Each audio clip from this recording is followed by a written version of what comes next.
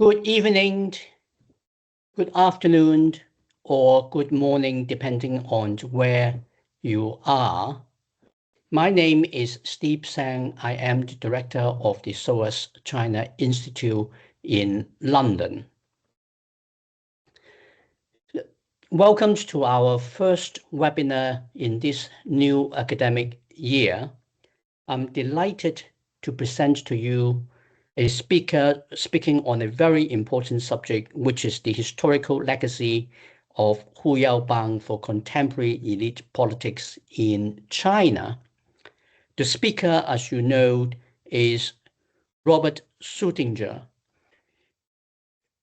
Bob had a distinguished record serving the United States government, primarily in the intelligence and foreign policy analysis establishment.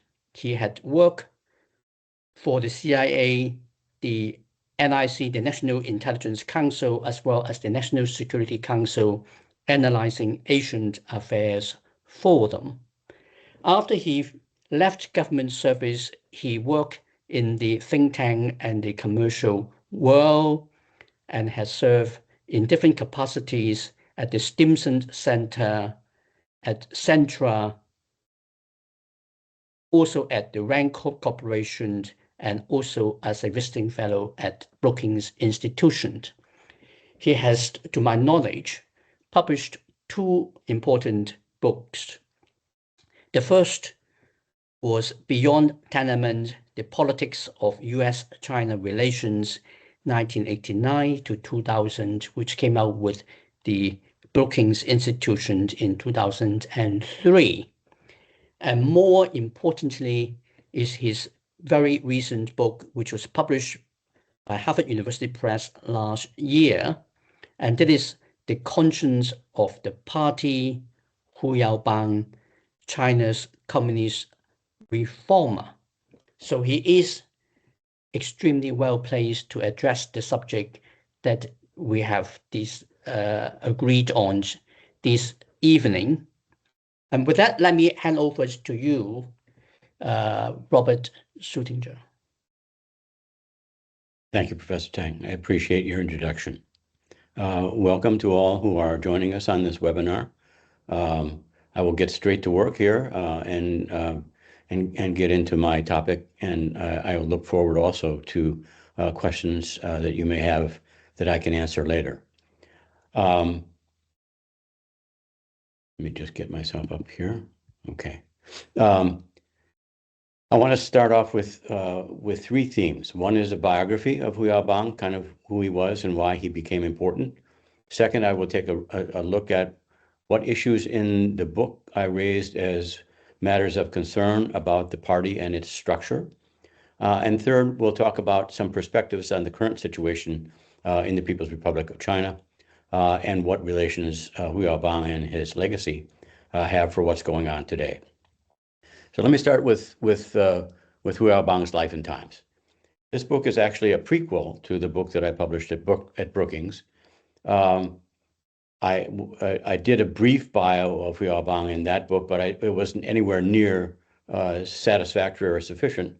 And so I was easily persuaded several years ago that I needed to update that information and provide a more fulsome biography of Hu Yaobang.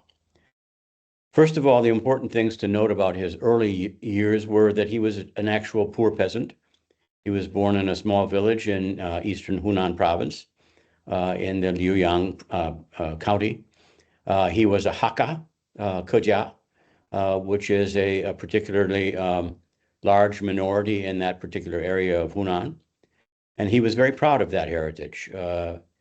He was educated at a kind of a family school at first, and then he walked about 12 kilometers to Wenjia, which is a city not far from, well, somewhat far from his hometown, every day because he was too poor to pay for boarding. So Hu Yaobang boasted later that his ability to survive the long march was based on the fact that he walked 24 kilometers per day just to go to school. Hu Yaobang was an outstanding student, very bright, very precocious, learned writing and reading characters very early on, and was one of the outstanding students of his school, but he didn't get to stay in them very long. He was in the middle of an area that was traversed by all kinds of warlords and ultimately by the National Army of the Kuomintang and by the Communist Revolutionary Forces under Mao Zedong and other leaders in the Hunan area.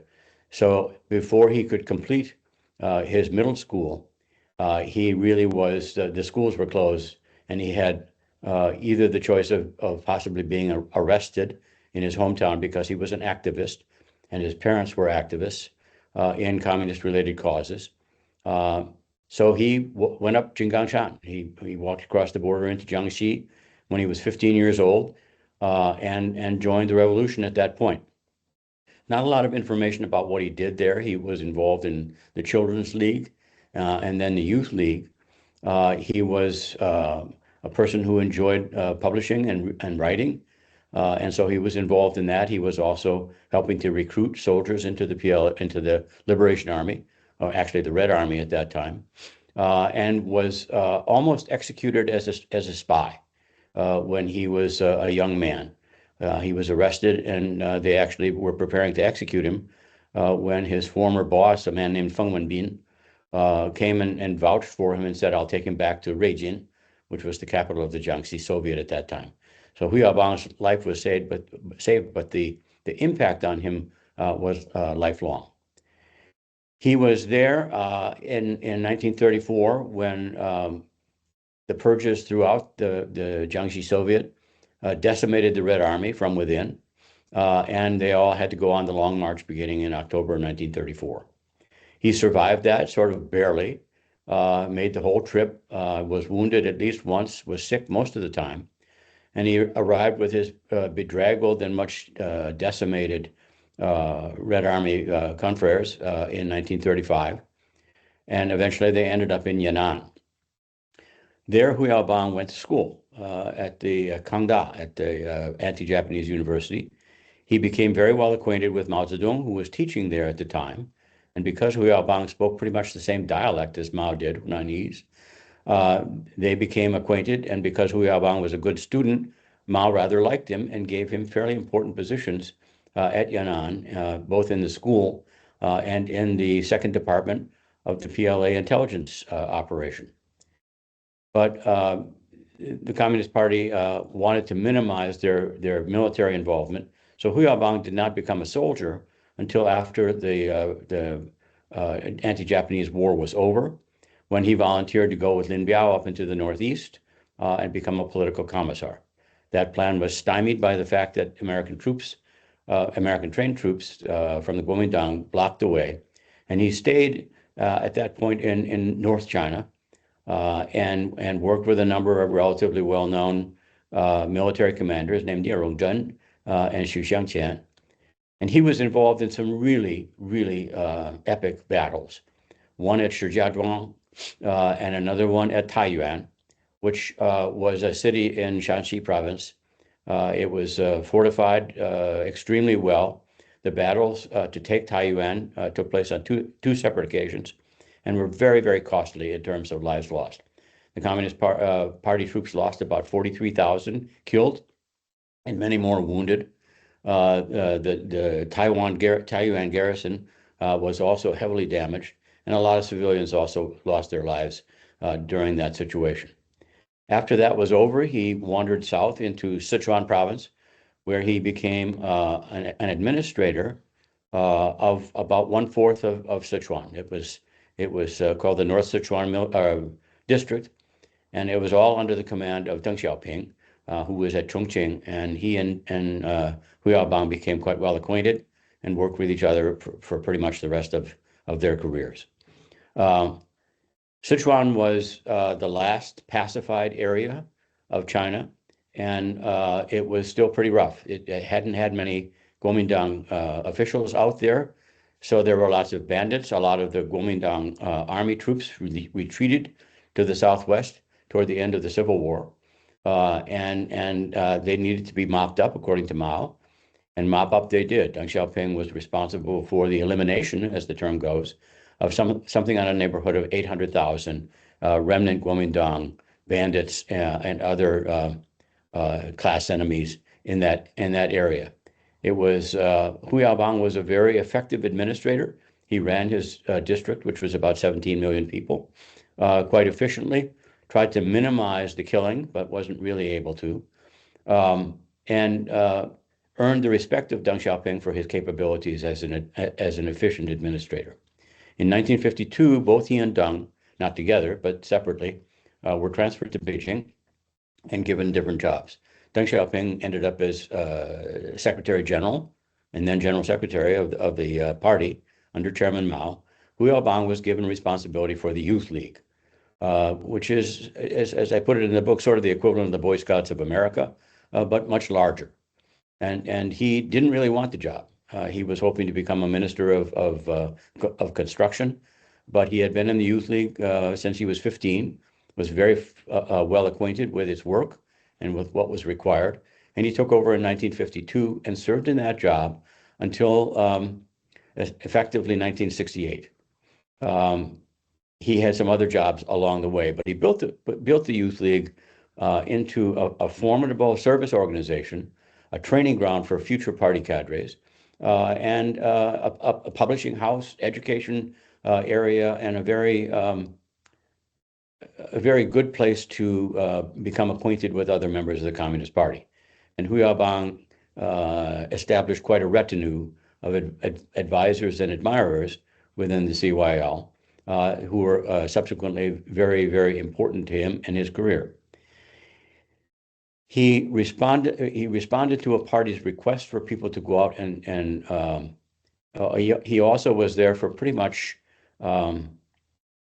the Communist Youth League's apogee. It was a very important area. Mao paid great attention to it and gave a lot of important speeches at Youth League conferences. Hu Yaobang, however, was also a witness to some of the worst of Mao's, let's call them atrocities. The Great Leap Forward in 1958 to 61 was certainly a disaster, both as an economic problem and as a population problem.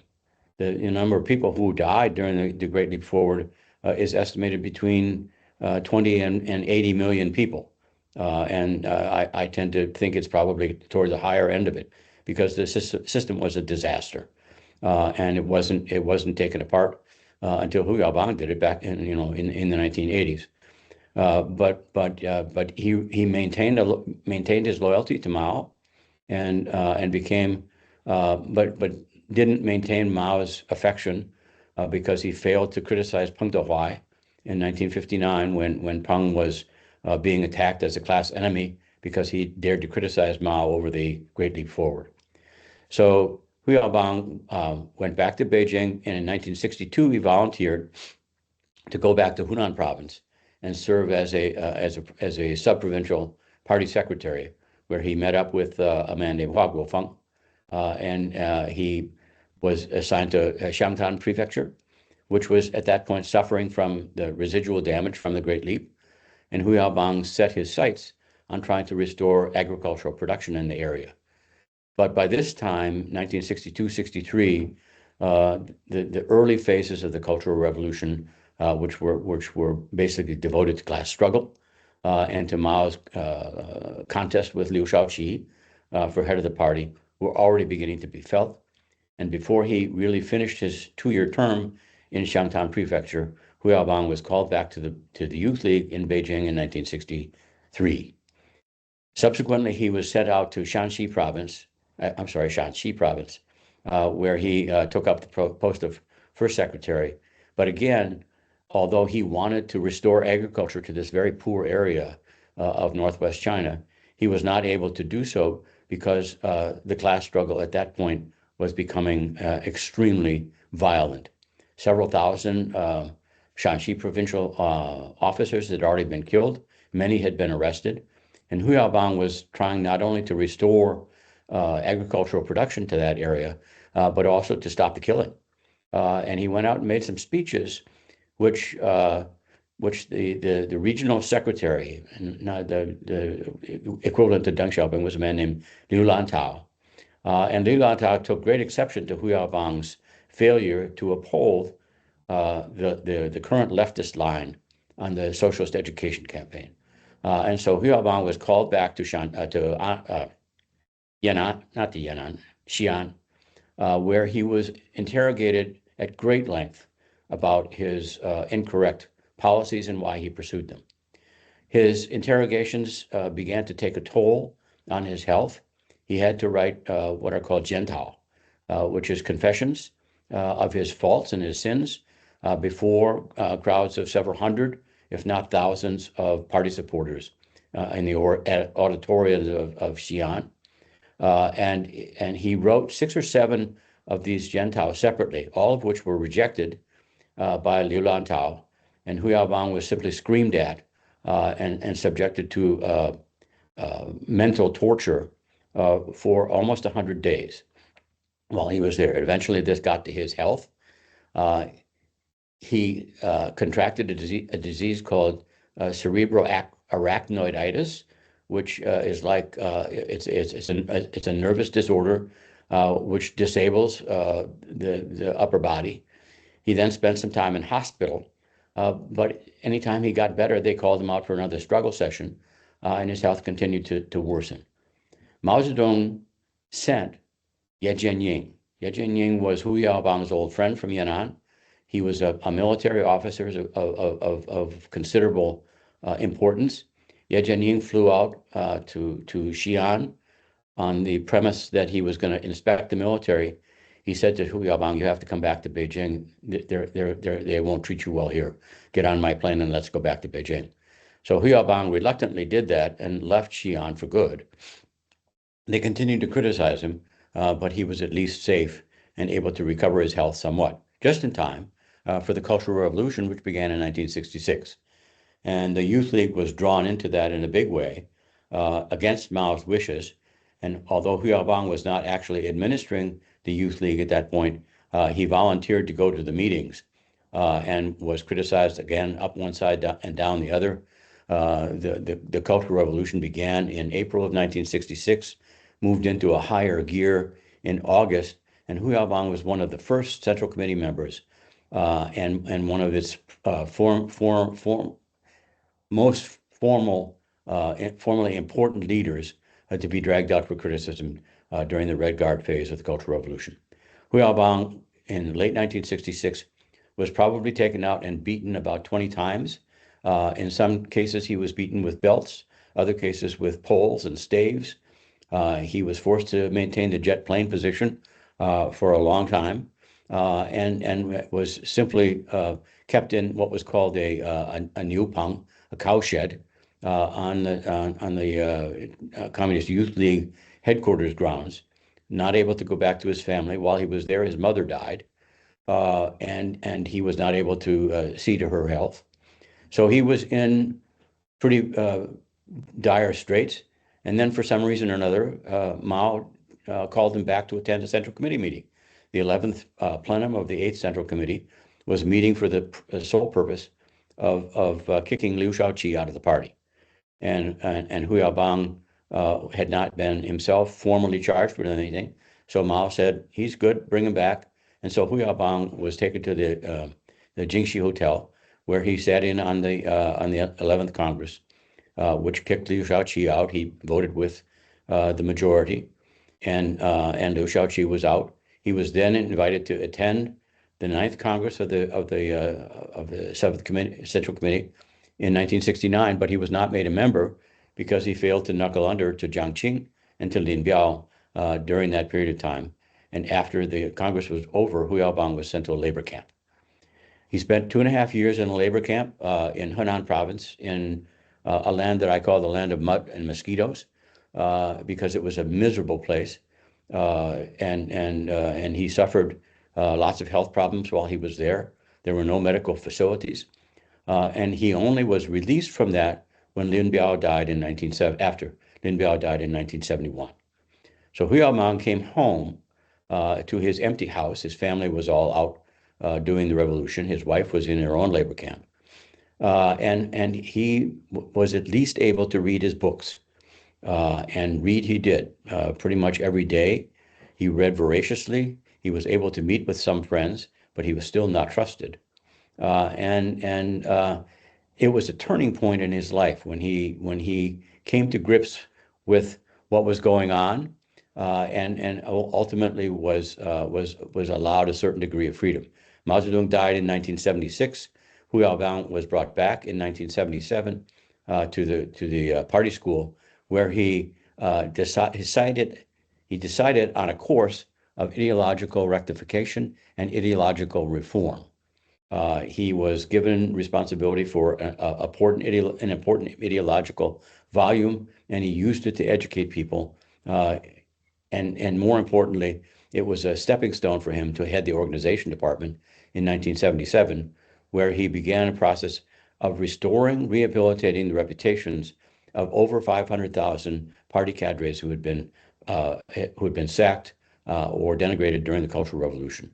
It was a major accomplishment, and helped Deng Xiaoping at the third plenum of the party Central Committee, the 11th Central Committee in 1978, when the party changed its course from class struggle to improving and reforming the economic system.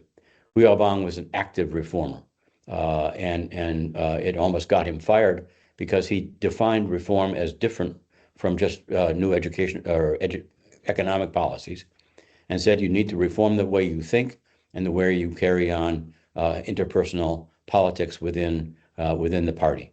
So Hu Yaobang was in and out of trouble with Deng Xiaoping, and particularly with Chen Yun, who was Deng Xiaoping's equal in the Central Committee. Hu Yaobang was one of the major actors in the criticism and purge of Hua Guofeng, whom he actually liked and didn't want to have him fired. But in 1980, Deng Xiaoping said he needed that. He wanted to have more control of the party and the military, and so Hua Guofeng was released. But he was kept on the Politburo Standing Committee, even though he had no responsibilities. And bear this in mind, because we'll come back to this at a future point. In any case, Hu Yaobang was then made Secretary General of the party, and then he became acting chairman, and subsequently became chairman of the party in 1982. Who was then much more under the thumb of Deng Xiaoping and Chen Yun. Even though he was the chairman, he could not call a standing committee meeting unless both Deng and Chen Yun agreed with each other on it, and they usually didn't.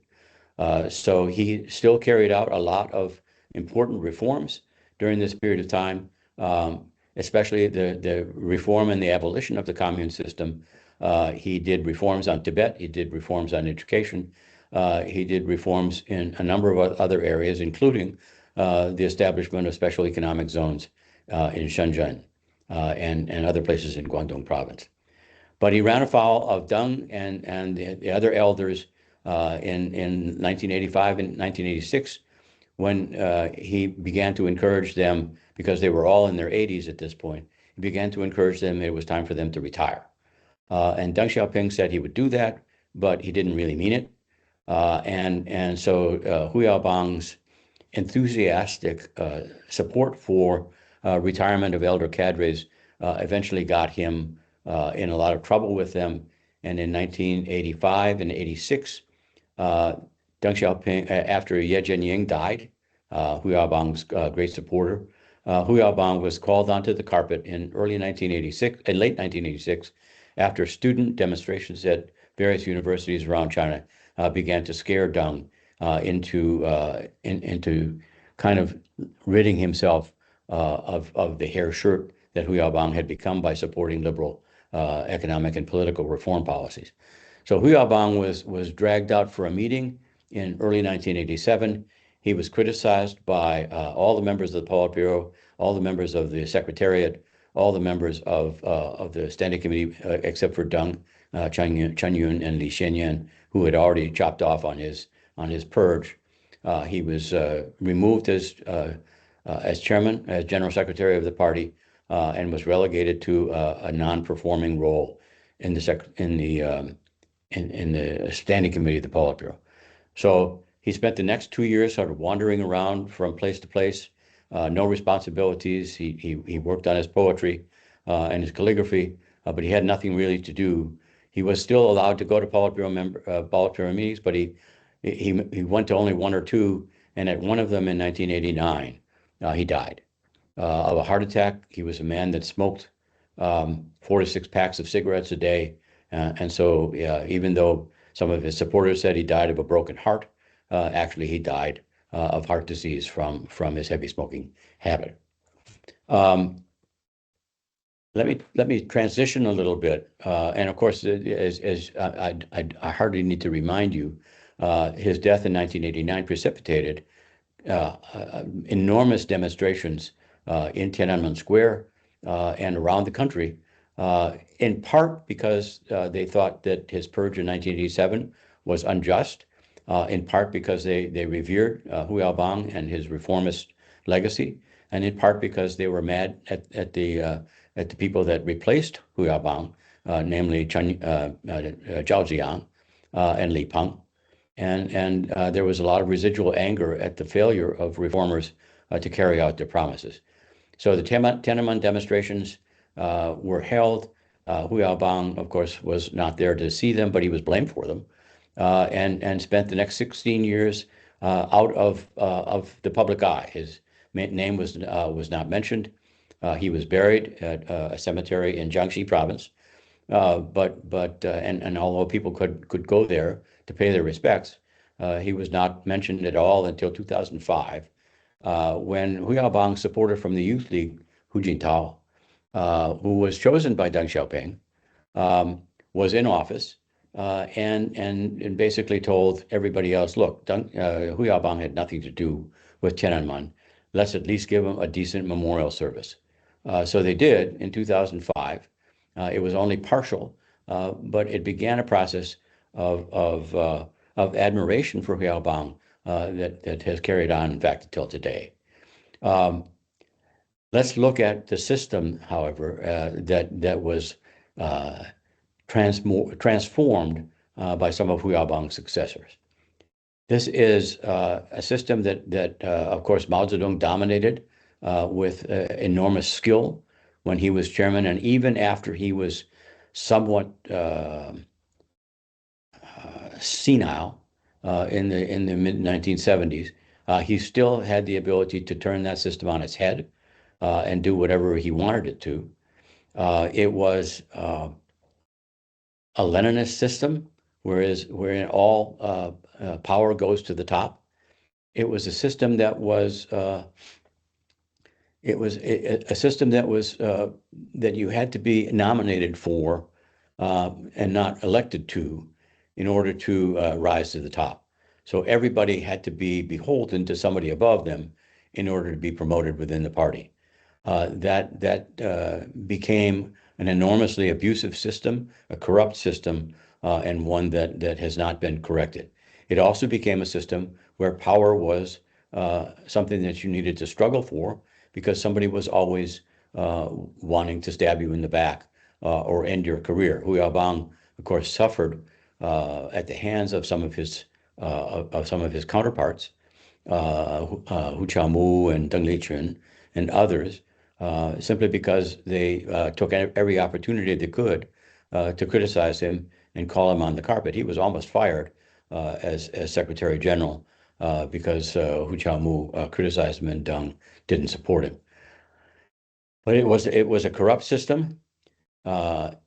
All appointments led upward, and by the time of Xi Jinping, it was just as bad as it was under Mao.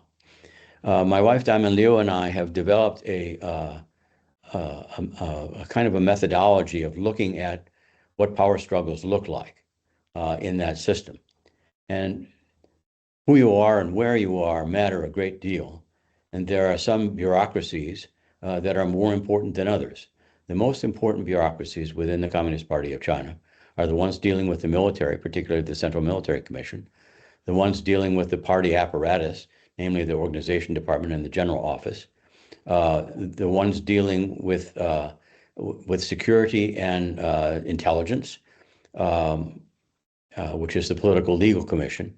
And finally, not last but not least, the propaganda apparatus, which is where everybody that wants to get ahead will gravitate toward, because that's where everybody in China and outside of China learn about what's going on. One other thing that is endemic in Leninist systems is a succession problem.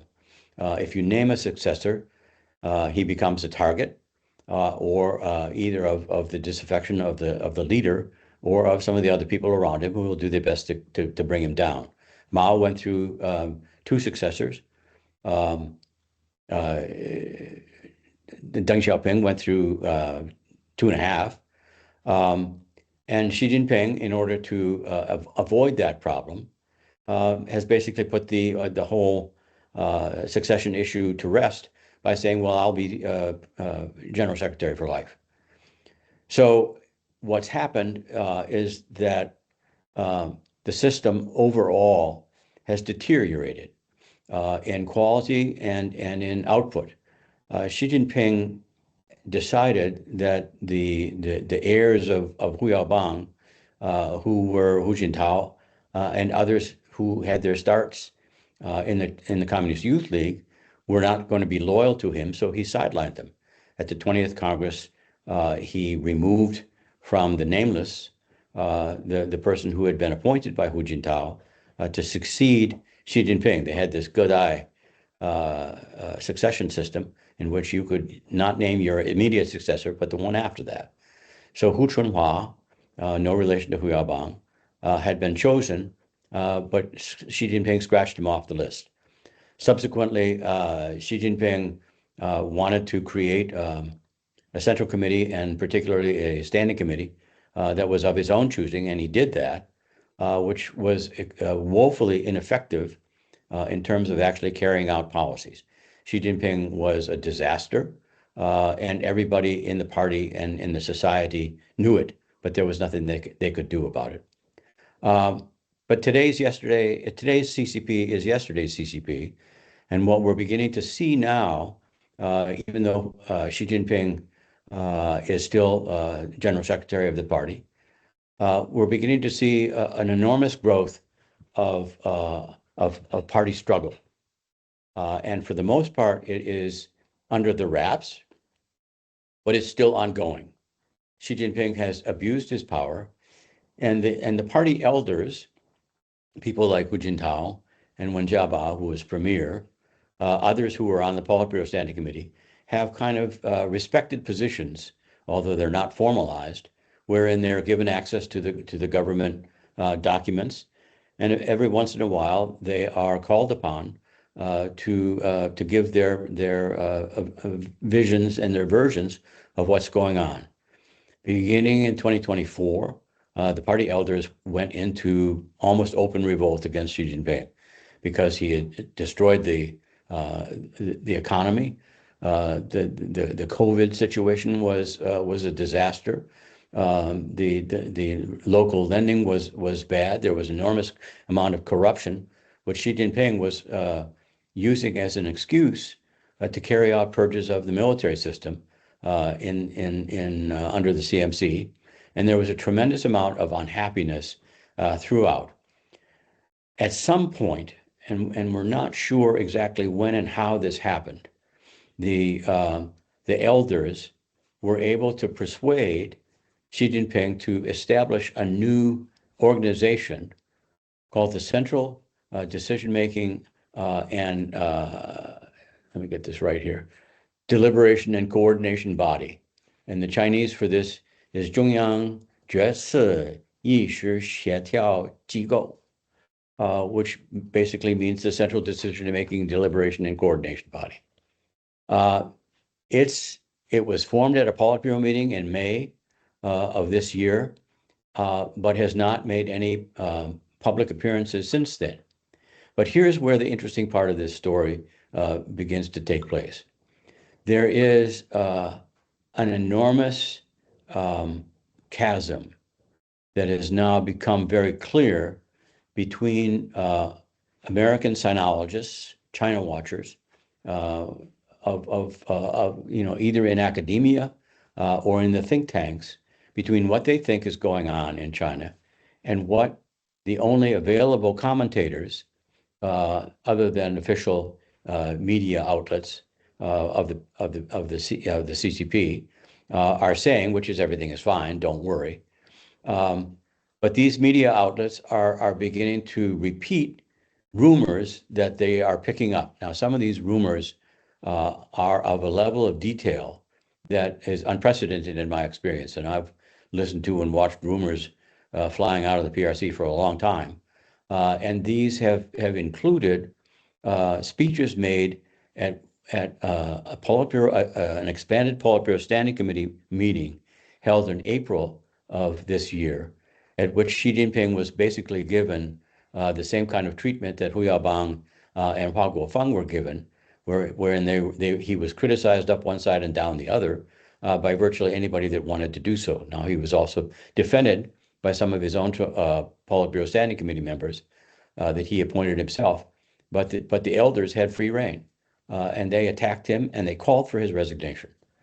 Now, whether or not that resignation was expected, whether it was demanded, or whether Xi Jinping was even remotely interested in it, is still an open question at this point. Xi Jinping obviously was not happy to hear this.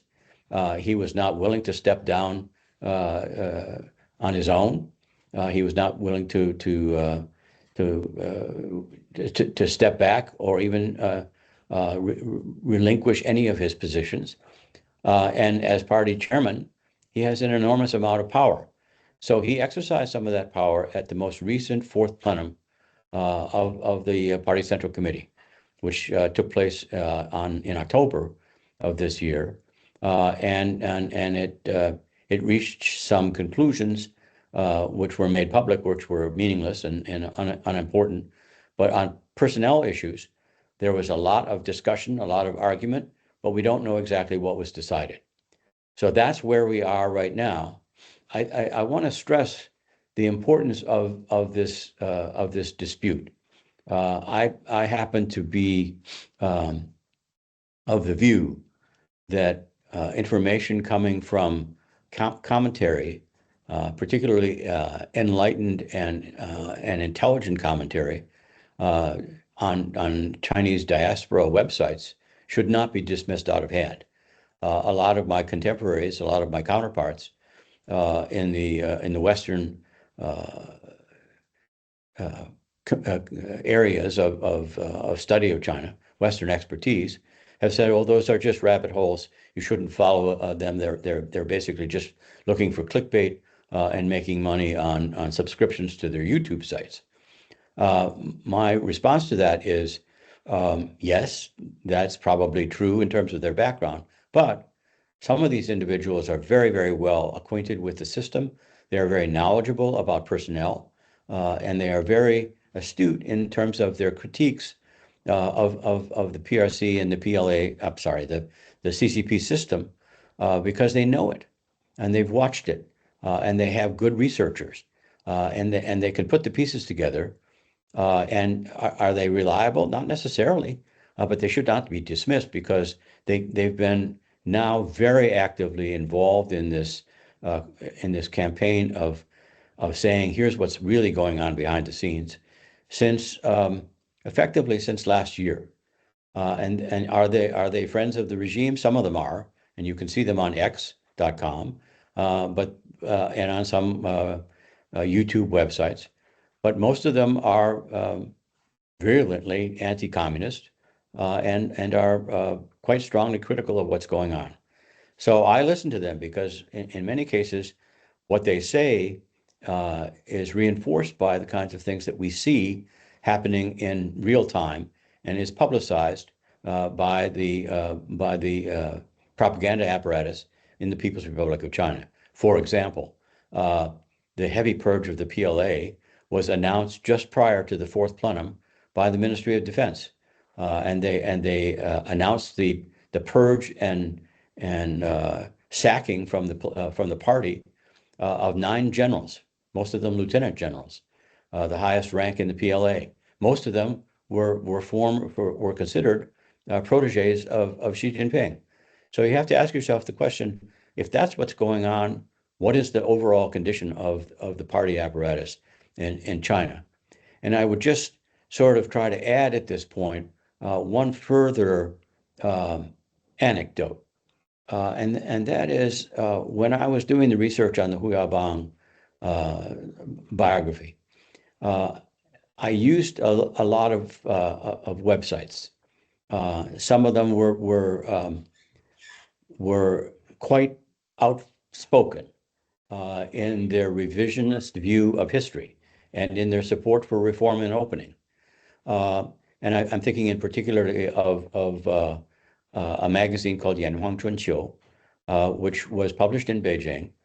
I was also thinking of a website called Gongshi Wang, Consensus Network, which published fairly controversial articles that were revisionist in terms of how they looked at history.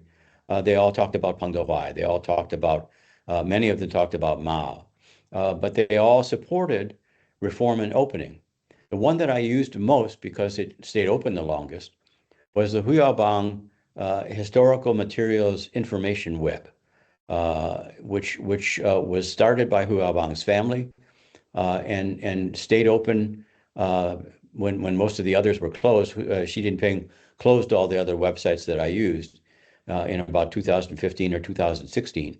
But he left the Hu Yaobang website open until 2023, when I was just about to go into publication, when he closed the website.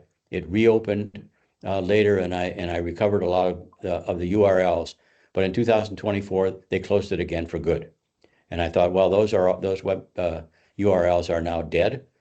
So I put the articles on my own personal website, robertsuettinger.com, if you want to look them up. But fortunately for us all, the Hu Yaobang website in August of this year, and I consider this to be an important signal about changing attitudes and maybe even changing leadership in the People's Republic of China, that hybsl.cn reopened on August 11th with an introductory note saying, we are hereby reviving our interest and our publications about Hu Yaobang and his historical legacy, and we will continue our active support for reform and opening, 改革开放. And it has continued to be open. I found all my old articles on that website, and it is now, even though it's probably not one of the most popular ones around, it still is advocating reform and opening. And that is, in the current circumstances, a welcome development for China and for China watchers. Those articles and those websites provided an enormous reservoir of good information, solid research by well-known historians, Shen Zhihua, Han Gang, Wang, boy, now I can't remember his name, Wang Haiyang, or I think, but at any rate, a lot of them, where you can get good, honest appraisals of even recent CCP history. So I think it's an important signal, and one I'll be happy to talk about during the Q&A period, which I think, if you're okay with that, Professor Zhang, we can start now. Well, thank you very much, Bob. Before I start the Q&A session, let me just advise all participants that if you would like to raise a question or make a comment, please use the Q&A box. You have the option of staying anonymous. And if you say that you would like to stay anonymous, I will respect that. However, for the Q&A box, which should not be opened to others, please do give me some sense of who you are. It will help me to moderate the discussion and enable us to ensure that people who don't normally have access to China expertise or current students at SOAS are being looked after as much as we possibly can.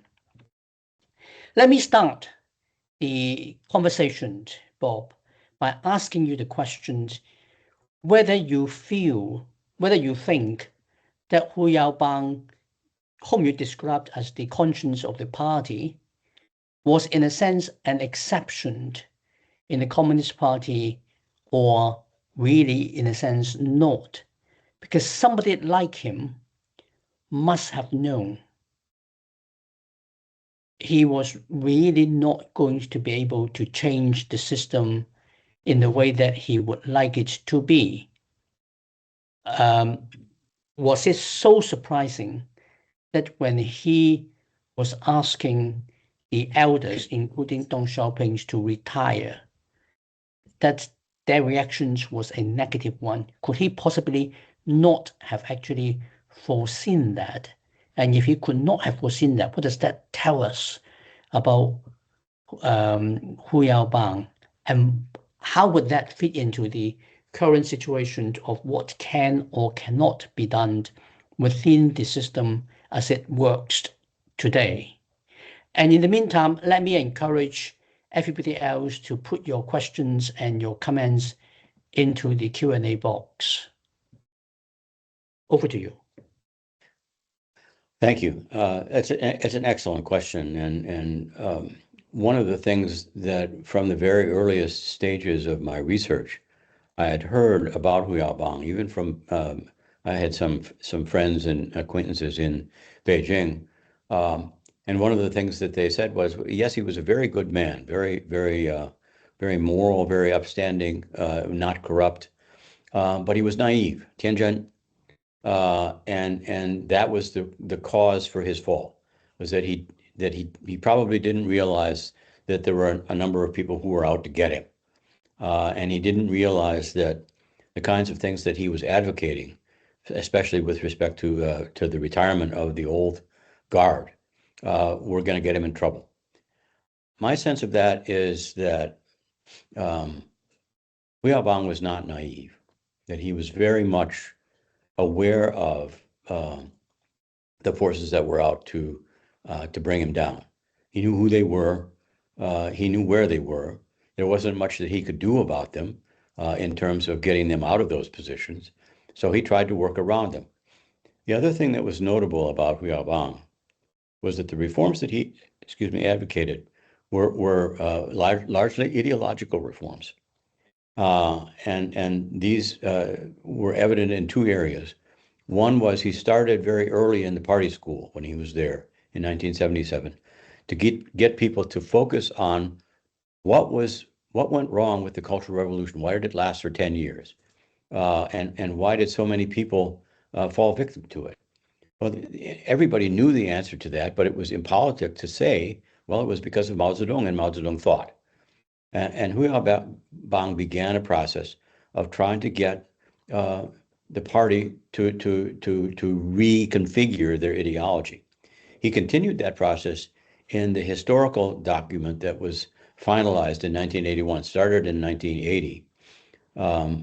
But he tried to get people to focus on, well, what can we say about Mao Zedong that will eliminate the bad parts of his legacy and maintain the good?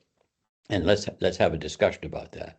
Deng Xiaoping was very uncomfortable with that, and in fact, he took that whole historical resolution, which was passed at the sixth plenum of the 11th Central Committee in July of 1981. He took it out of Hu Yaobang's hands and put it in the hands of Hu Qiaomu, who was one of Hu Yaobang's enemies. So, and Hu Yaobang knew that. The party sent him on a vacation. They said, we want you out of Beijing while we're deliberating the final version of this resolution. So please go off and travel someplace else. So he wasn't punished or anything, but he knew he was in the doghouse. Hu Yaobang came back with an interesting, after he became General Secretary at the 12th Party Congress, he began saying, all right, let's focus on this reform issue. And he basically said, reform is not a set of policies, reform is an attitude. And the attitude is, if you make a mistake, you should correct it. You should not do it again. You should apologize for it if necessary. You should undo the damage where you can, and you should not use it as a lever or as a club to beat some of your ideological opponents. So Hu Yaobang's idea of reform was really more not so much what you do, but how you do it. And that almost got him fired. Chen Yun picked that up and said, no, we're not going to do that. In 1983, and Hu Yaobang was on the verge of losing his position, and Ye Jianying saved him yet again. So it's an area where Hu Yaobang tried to work within the system. He worked on the resolutions coming up in the plen. He had new Congress or new plenums held in which he changed over the Central Committee composition. So he worked around the elders who were getting older and weren't paying as much attention. But ultimately, after Ye Jianying wasn't there to defend him, the elders, and this was most of them, there were 8 of them at that point, simply said to Deng Xiaoping, you can't go on like this. And the student demonstrations, even though they were held in the winter and weren't very effective, were enough to scare Deng Xiaoping into saying, okay, we'll let Hu Yaobang go and have Zhao Ziyang replace him. So was Hu Yaobang unaware of that? Did he know he was going to fail? He didn't realize that they were going to do what they did to Hua Guofeng, which was to sort of put him on a shelf and destroy his reputation. But he probably was not completely surprised by it. Disappointed, yes, but he was not. He was very careful to make sure that in his exile and in the last 2 years of his life, he did not do anything to threaten. He was maybe popular enough to do so, but he didn't raise that weapon in response to the elders, and he went quietly into that good night, as someone might say. So was he naive? No, but he was helpless, and he felt as if he could not bring the resources of the party to bear to bring his career back to life. There's a question from one of the audience who would like to stay anonymous, but in a sense, it's a very useful follow-up question. The question is whether the life and career of Hu Yaobang shows that the Leninist system of the Chinese Communist Party is fundamentally incapable of reform. And if the answer is yes, what would be the consequences for China's future? And in the meantime, let me encourage others to raise your questions or comments. That's probably the most important question that I have fielded before. And I do address it sort of indirectly in the book when I talk about whether Hu Yaobang was a failure. There are lots of people who are looking for the next reformers, and they may have found them because 2 of the people who have been discussed at great length and may have actually been pushed forward in opposition to Xi Jinping are a man named Wang Yang and another one named Hu Chunhua. Both of them came out of the Youth League in terms of their early training. Both of them were considered supporters of what remained of the reform. I don't want to call it a faction because it wasn't really a faction. It was more of a movement under Hu Jintao, even though Hu Jintao wasn't able to carry out much by way of reform. But Hu Chunhua and Wang Yang both have very solid reformist credentials. Both of them are like Hu Yaobang from poor peasant families. Both of them came up in some ways like Hu Yaobang as kind of apparatchiks, but not power holders. Although they eventually got to fairly high positions, both of them within the party apparatus. Both of them were kicked out by Xi Jinping. They have ideas that are different from Xi Jinping's. They both support Xi Jinping's retirement. And you know, maybe perhaps even stronger than that, some of the people who have attacked Xi Jinping have accused him of actual crimes. So there are still people, I think, within the party who would like to see it reformed. The question is, can they do it? Hu Yaobang's experience would suggest that if there are powerful figures within the party who are willing and prepared to attack those who promote reform and undo their careers, they will try to do it. Xi Jinping, I think, is probably already up to that in terms of his response to his criticisms and his critics. We don't know the details of that, but surely that struggle is ongoing. And if we see Wang Yang and or Hu Chunhua suddenly disappear at some point in the future, we will know that the party has struck again, and its prospects for reform are even worse than I think they are. You know, I mean, the system is corrupt. You know, the people buy their positions. They you know, they skim off money whenever possible. They promote their relatives and their friends, even though they're not competent. And the party overall has declined in its ability to do the jobs that are required. So does it need reform? Absolutely. The Chinese economy needs the reform and opening policies to return so that they can bring some order out of the chaos that currently is bedeviling the Chinese economy. So yes, it's needed. Yes, there are people within the party who would support that kind of an approach. We don't know how many, but the party is not configured either structurally or ideologically to carry out a drastic kind of change in the way they do their business. So that's the fundamental dilemma I think that the party faces, and they haven't yet owned up to it in terms of whether or not some sort of like political reform, for example. Deng Xiaoping has reportedly called for it, but he never followed through. Hu Yaobang supported it, but he wasn't able to follow through. Zhao Ziyang also supported it, but he wasn't able to follow through. Nor was Hu Jintao, and Xi Jinping is not even interested. So prospects are still pretty dim. And I have not expressed a lot of optimism about whether or not that's possible. We got another question in the Q&A box from Christopher Haub. Before I go to Christopher, I wanted to push you a bit here in this conversation about the system. It does seem to me that your presentation focus a lot on the system and the career that you have outlined of Hu Jintao, Hu Yaobang. Too many who's. That's the trouble of being a who. The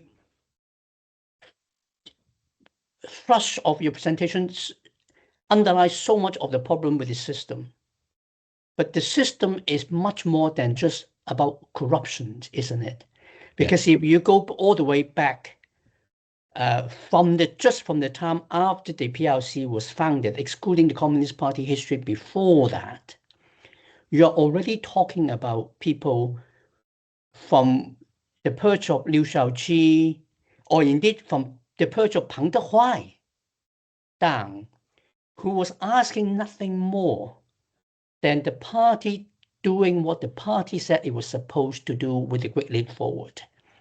He realized that there were problems, side effects of the Great Leap Forward, that people were starving, which was not the intention of the party. And we know what happens to Pang Dehuai. And every one of them, all the way down, whether you put it at an end with the purge of Zhao Ziyang, or to more recently, in terms of the taking down of tigers, it would present a picture that your period from Jiang Zemin to Hu Jintao was a bit of an aberration, when the party functioned with real collective leadership. But otherwise, the system was functioning with a supreme leader running the show, allowing the kind of problems that you talk about to stay in place in order to maintain and sustain that system? Is that not the fundamental problem rather than people being corrupt, which happens in history in many, many systems?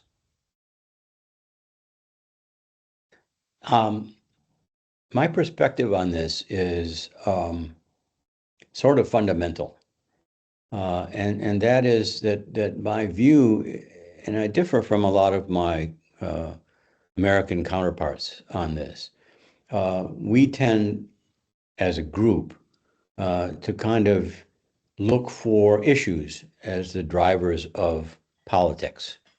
And even when we talked about it was the conservatives versus the moderates or the reformers, or the people who were in favor of economic reform, or the hardliners. And my perspective on it is different from that. I tend to look on the drivers of politics in the People's Republic of China as power, and power is in that system. It's personal, and it's not even in some way. Well, it was in virtually any Leninist system that you want to look at. The drive for personal power is a dominant theme in their political system and in how politics is carried out. And if that is the case, then politics is always going to trump, if that's the right word to use, any political issue, whether it's the economy, whether it is excessive local debt, whether it is who's in charge of the military, whether it is social dysfunctions or whatever. They become so focused on their individual struggles that issues become used as bludgeons, and people become sacrifices, even though they might be standing for what everybody wants to think is the right idea. So that it's hard to establish what is the cause for that situation. But even under Hu Jintao and Jiang Zemin, you could see that sort of beneath the surface, there were some fairly active political interpersonal struggles going on, which caused people to be dropped from the Politburo Standing Committee. So it never goes away, and that, I think, has been exacerbated by Xi Jinping, who took the problem and made it worse. One, he took out the Godai succession, every other generation, which means that now there's nobody that's standing in line waiting. Well, having a successor wasn't necessarily the guarantee of a smooth process, but it was better than not having one at all. And so now people are basically focused on Xi Jinping and saying, you are now the problem, rather than your successor. So it just doesn't go away. And it was surprising to me at how quickly. I mean, we looked at the CCP in the last couple of years and said, well, here Xi Jinping has got a very developed ideology. He's got a very detailed plan for how things were going to be done, and therefore everything is fine and he's in charge. And now we have a situation where it doesn't seem like he's in charge anymore. And certainly most of his ideas are now subject to hostile scrutiny and very sharp criticism. So, where does that leave us? I don't know. He may, in fact, redeem himself and restore his own power. But at this point, it looks pretty confusing. Okay, I'll now take the question from Professor Christopher Howe first, going back into history, and then we return to a more contemporary question. What Professor Howe would like to ask you is that you mentioned that the Cultural Revolution stepped up in August 1966. Surely, the Cultural Revolution actually broke out into the open around midnight on the 1st of June 1966. The key People's Daily editorial, sweeping away all the monsters, was dated 1st of June, and Shanghai was turned into chaos by the 2nd of June. Is there an issue with your timing? Is there what? An issue with Is that problem with timing? your? Well, that one I add to it. yeah, I mean, I don't have my timeline right out in front of me, but I would suggest that the fires of the Cultural Revolution were lit in the socialist education campaign, which began in 1962-63, and that the driving force of the Cultural Revolution was Mao's jealousy and growing hatred of Liu Shaoqi and everything that he stood for. Whether the issues that were brought to bear in the Cultural Revolution were as sharply defined as they became after the 1966 declaration. I think it was the April 14th declaration, and then the August Politburo Central Committee meeting reconfigured the leadership and set the Red Guards loose on the population. That was all done with malice aforethought. So there is every possibility that I have either in my oral presentation here forgotten the exact dates that various and sundry things happened. It's certainly entirely possible. I'm not any younger than I used to be. But the fact of the matter is that the Cultural Revolution, as an outgrowth of the personal animosity between Mao and Liu Shaoqi, which caused Mao in as late as 1965 to begin purging very important persons in the structure of power, military, propaganda, Beijing proper, and the public security apparatus. In the lead up to the Cultural Revolution in late 1965 and early 1966. So it had been going for quite a while, and so I am always willing and ready to be corrected on factual material, but I do think it's important to bear in mind that Cultural Revolution did just not blow up out of nothing. It had been brewing for quite some time. Okay, let's move back to the more contemporary situation. And these questions come from Robbie Barnett at SOAS. And Robbie, first of all, wants to thank you for the fascinating presentation. And he said that you explained the diaspora's view of the current internal struggles against Xi Jinping and encourage us to consider it seriously. But what is the counter-argument? Can you tell us, if only as an exercise, if there is a credible alternative explanation of recent events, such as the purge of the generals? An explanation that does not include those stories of serious internal struggles being put out on the diaspora media. Do you think that those alternative explanations could conceivably still be correct? And the claims of major internal struggle against Xi Jinping being not well substantiated?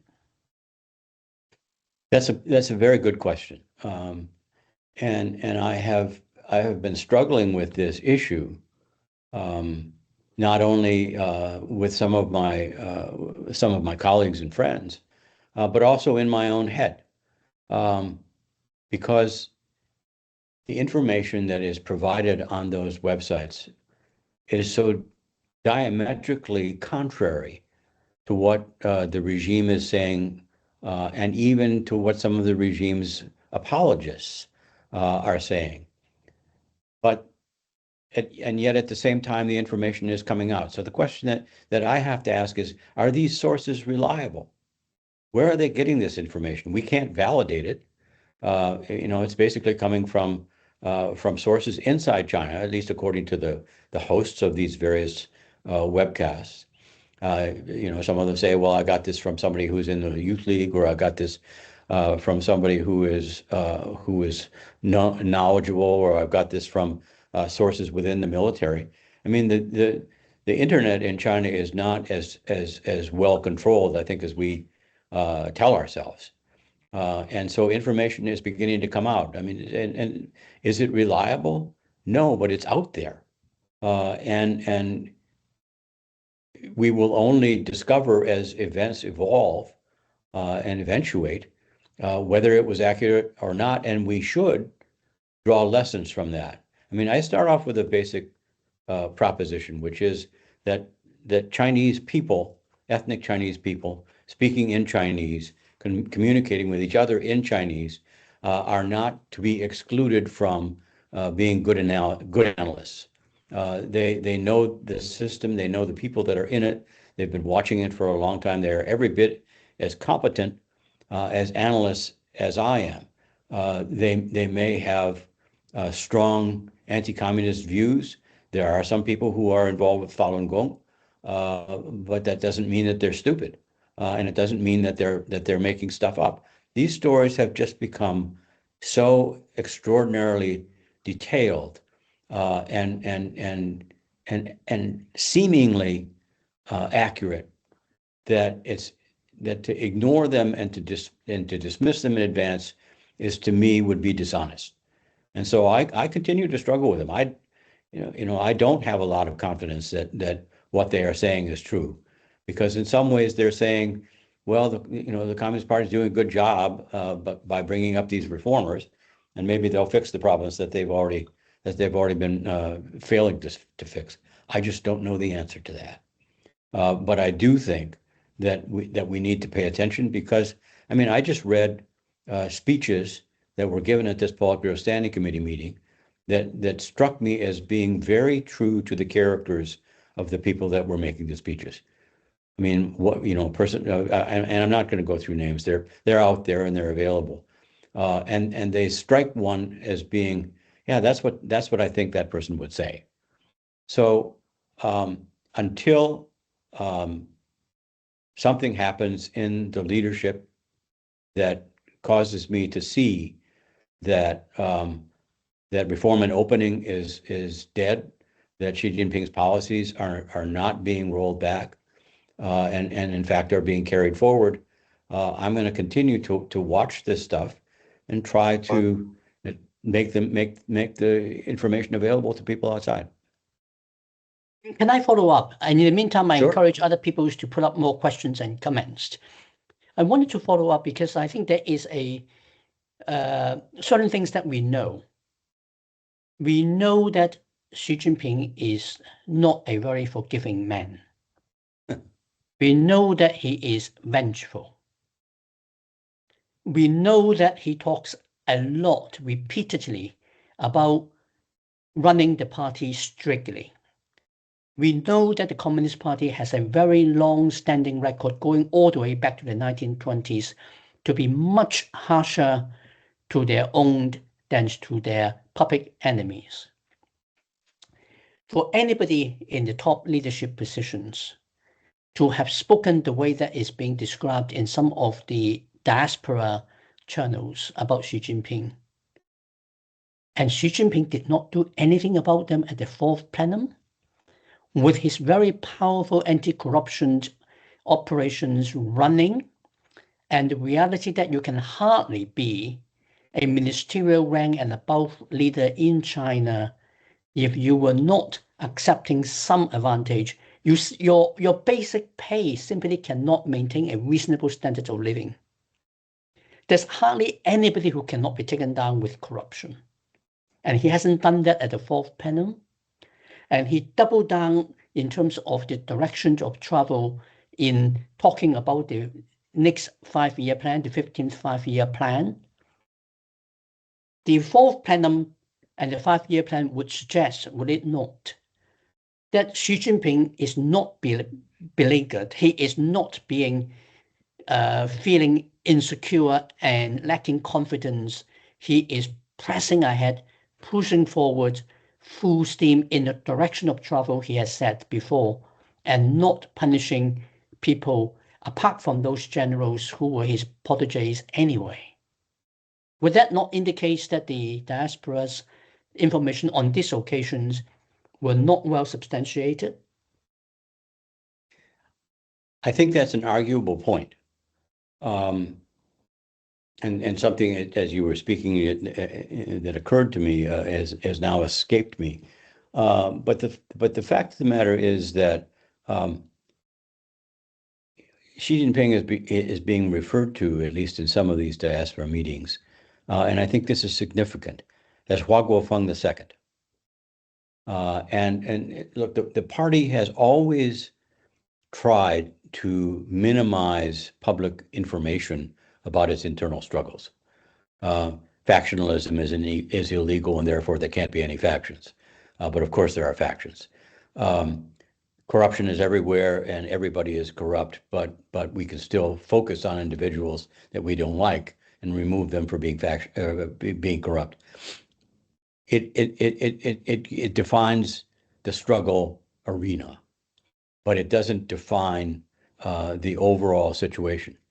Xi Jinping, according to some of these rumors, is going to be kept on because the party doesn't want there to be a public display of their disarray.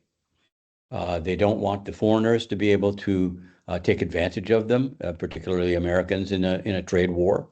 But more importantly, they don't want the people of China to know what's going on, because in the past, when public information about divisions within the leadership became public, as in the Tiananmen issue in 1989, there tends to be disorder. There tend to be demonstrations. And even though the party has certainly locked down the security situation a lot more effectively now than they did in the past, those are not impossible to consider. And I think that one of the reasons why people have been holding their punches is because they don't want an open schism within the upper reaches of the party, and therefore they are prepared even to allow Xi Jinping to stay in office, but not to practice any of his power. So rather than looking for some sort of a knockdown, drag-out fist fight at a Politburo meeting, we should be just looking for Xi Jinping to kind of recede into the background, show up for ceremonial occasions, and maybe even read a resolution or so, but not to actually have the power of appointment, which is the key power in that regime. And I would simply point out the fact that there have been no appointments to the lieutenant general rank in the People's Liberation Army in the year 2025 at all. And heretofore, before this, Xi Jinping, most of the generals that were appointed to that rank were considered to be either associates of or confidants of Xi Jinping. So is he now not able to get those kinds of appointments through anymore? The person who is now in charge of the organization department, Shi Taifeng, is somebody that came out of the Youth League, and he replaced a guy named Li Ganjie, who was one of Xi Jinping's confidants. I mean, these are the kinds of facts that you look at and say, well, yeah, the facts matter, and we should be paying attention to it, rather than conceding in advance that Xi is all powerful and can do whatever he wants. I don't think he can anymore. That's why I think these kinds of issues are very important. Okay, we can continue with that conversation, but perhaps separately. There are two questions from an anonymous participant. The first question is, did Hu Yaobang have any kind of a grand vision for the future of China? What kind of China did he imagine would be more desirable or successful for China? The second question is, are there conditions that you consider that will inspire optimism about reform in China? And if there are those conditions, what are those conditions? What kind of reform would you like to see happen in China today? Well, those are interesting questions, and I will try to answer them both. Hu Yaobang was very conscious of his role and his importance.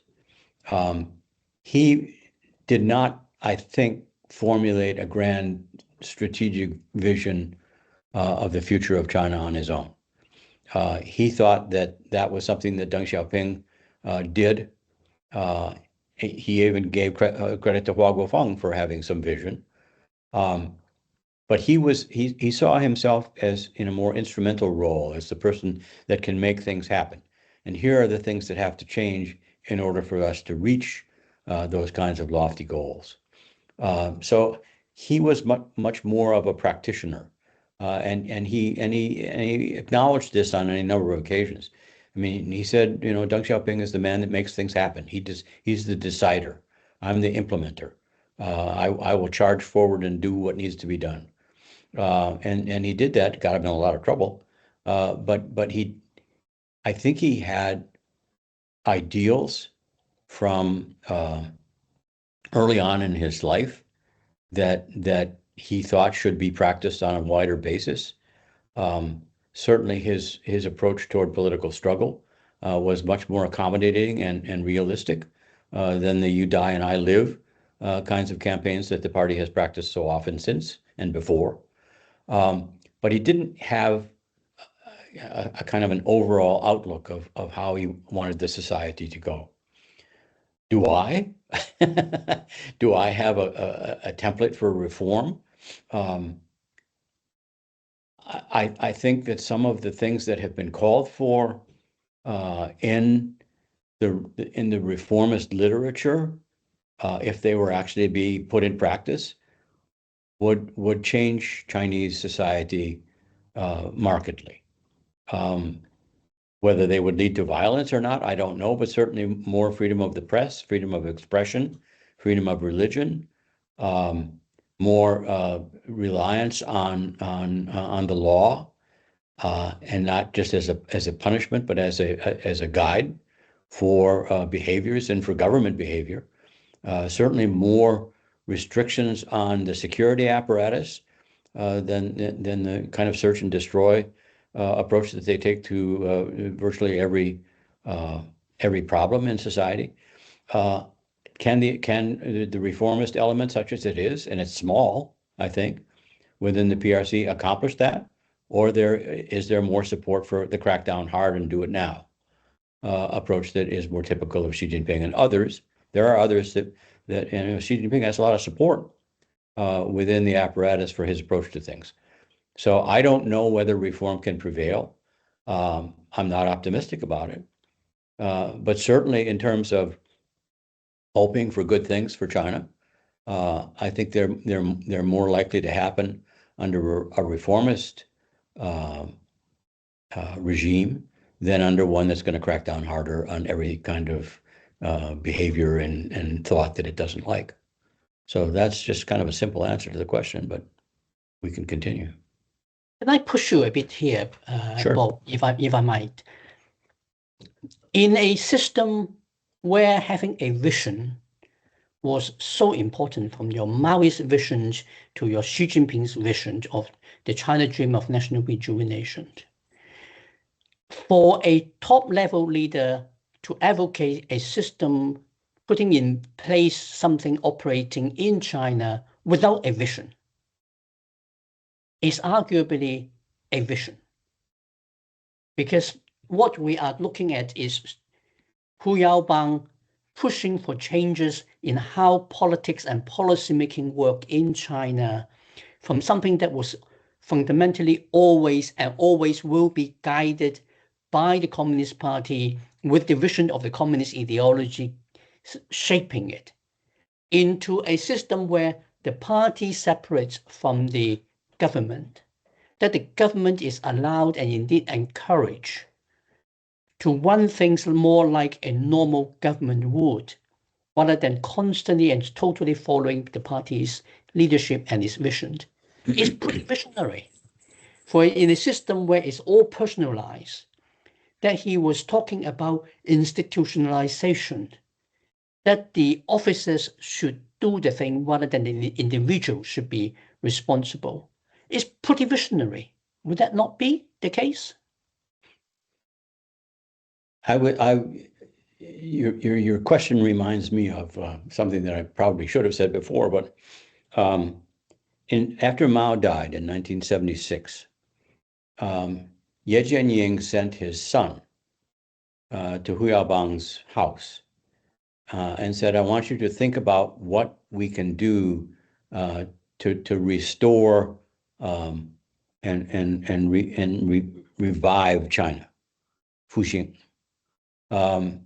And Hu Yaobang thought about that for a day or so. And when his son came back, he said, whenever there is a great social disorder and problems, we have to bear in mind the most important thing is the people, Renmin, or if you prefer, Lao Baixing. And he said, in the current circumstances, if we want to do the best and make the people happy, here are the three things that we must do. First one, he said, is stop criticizing Deng Xiaoping.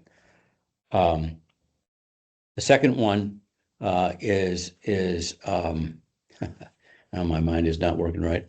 The second one is to, oh, come on, Bob.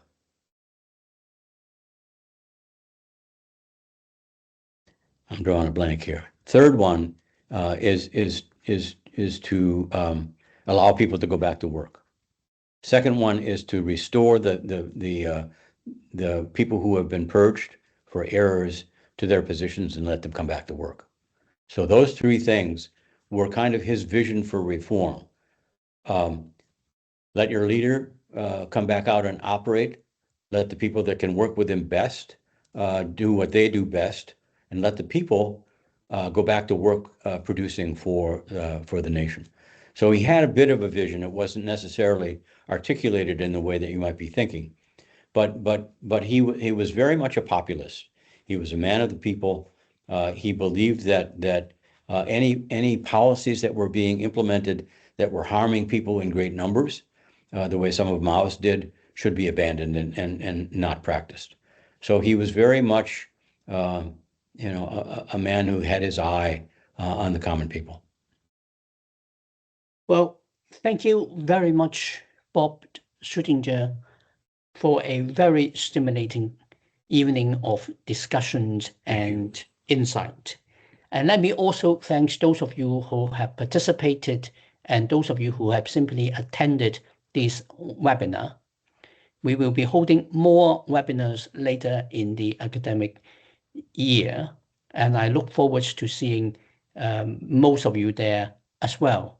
Thank you and goodbye.